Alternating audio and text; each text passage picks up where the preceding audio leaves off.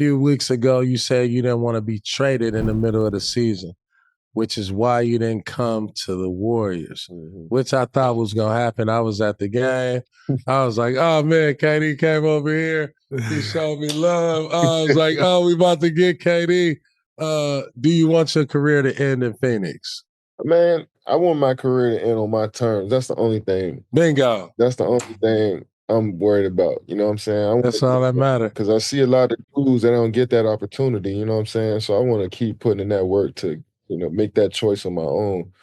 But as far as the Warriors, I just didn't think it was, and then I didn't want to move. And then as a player like me, I cost a lot.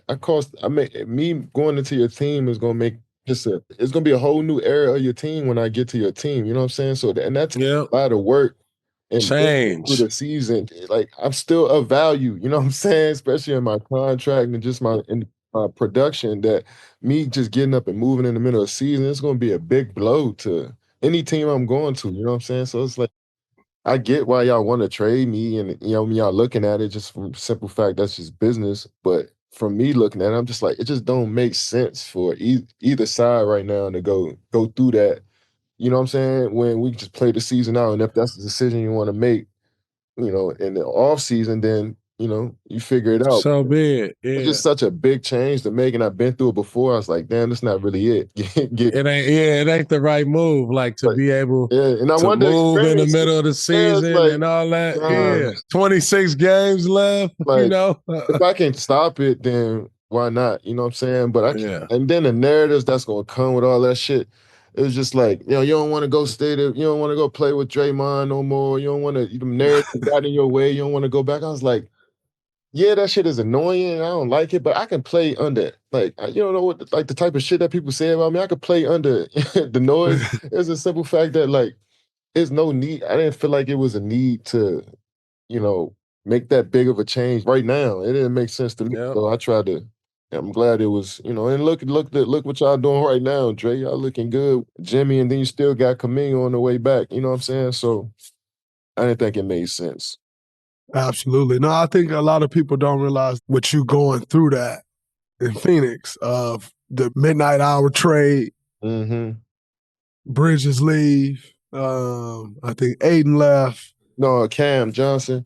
Bridges, Cam Johnson. Those were big gaps, you know what I'm saying, to try to fill those holes. Right. You make that move in the offseason, there may be a third team you can get involved or different stuff where you don't have to deplete your whole team. During the middle of the season, that is very tough to do. And I don't think people realize. And then, like you said, also being at your age, like, I think everybody still look at you like you a spring chicken because of the way you play. So you still hooping at the same level, but you're set in your life and in your ways at this age to just up and leave. Yeah, exactly. That is a lot. Like for Jimmy needed that. You know what I'm saying? Like Jimmy needed a change. That was a different thing. But, if he didn't want that change before, which is probably why he was never traded before, because y'all do have that type of power to say, nah, and no franchise ultimately want to disrespect guys like y'all, because if they do, how do you ever get another one? Exactly.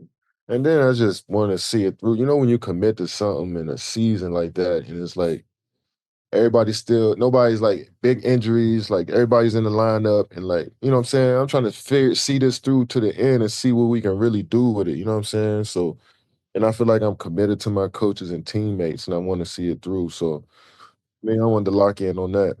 Do you think people are still mad at you for playing with the Warriors? I'm sure some people not gonna like let it go. I wouldn't say they mad.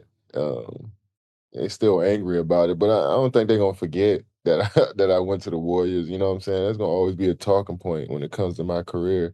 But I don't give a shit. We did some incredible things, and we had some of the most fun times of my life moving around as a Warrior. So there's gonna be people that love it. There's gonna be people that hate it, man. But at the end of the day, it happened.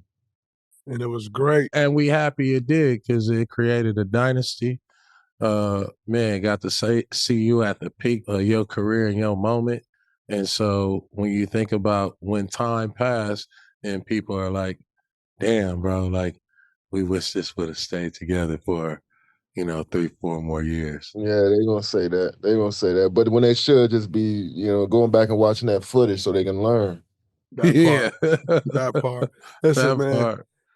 part. You hear people say that shit all the time, and the reality is 2015 to 2019 is, in my opinion, the best era of NBA basketball, the best 5-year stretch of NBA basketball, in my opinion. But regardless if that's your opinion or not, you may say, oh, it was the Showtime. It's somewhere in the top 3, which It's up there. and the amount of guys that's Yeah. coming to the NBA, that's a big deal. And you coming to the Warriors elevated it so much to where that's why it became that. It doesn't become that. We never really experienced the era of basketball we experienced had you not came to the Warriors. That's actually what elevated the game, because it elevated teams. Because then all of a sudden it was like, oh, whoa, wait, we got to build to be them. And that dude, it elevated the team. It elevated skill sets. I think it elevated so much, in my opinion. No, I agree. I agree. And as I was making that decision to leave OKC, it was like, all right, if I stay in OKC, I think I'm passing up on something so incredible that I don't know if I could just pass this up. This ain't just a regular opportunity. That's how I was feeling. And I didn't know exactly how it would play out, obviously, but it just felt like this would be a huge, huge shift and moment. And not just to people that consume the game, but just how the game is played itself. You know what I'm saying? I was like, this seemed like something I can't turn down right now. You know what I mean? And it turned out to be that big. And I agree. You know what I'm saying? There was so many great teams. Like 67 win Spurs that year. Y'all won 73. Then Cleveland 16 and had won 14 in the playoffs, I think, when they played 14 and 1. It was like some insane shit that was going on team wise and individual player wise. You know what I'm saying? We was seeing that's when Kawhi started to emerge to become a superstar from there. Right. You know what I'm saying? That's when the Warriors started to come around 2015. That's when, you, Steph, Clay, started to, jump on to be all-stars every year. You know what I'm saying? So Kyrie started playing with Bron that year. We seen Kyrie Yep. in a totally different light. exactly, Yep. exactly. You know what I'm saying? So it was a lot of shift in dudes that are transformed to be like, all right, they're stars now. These dudes are superstars too now. I'm saying Right. it was a few extra dudes that you wouldn't expect, like a Kawhi, like a Yeah.